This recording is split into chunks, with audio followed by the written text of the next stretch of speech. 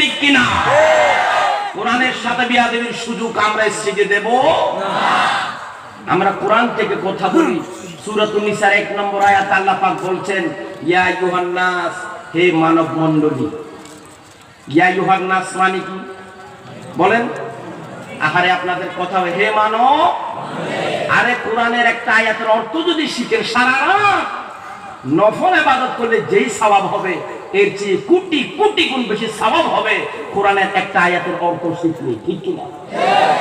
এজন্য বলছি, আল্লাহ পাকের কথা, কথা কার? সূরাতুন নিসা আয়াত নম্বর 1 আল্লাহ সুবহানাহু ওয়া তাআলা বলছেন, ইয়া আইয়ুহান নাস। কি বলছি? ইয়া আইয়ুহান নাস। আল্লাহ রাব্বুল আলামিন বলেন, ইয়া আইয়ুহান নাস ইত্তাকু রাব্বাকুম। হে মানব মণ্ডলী,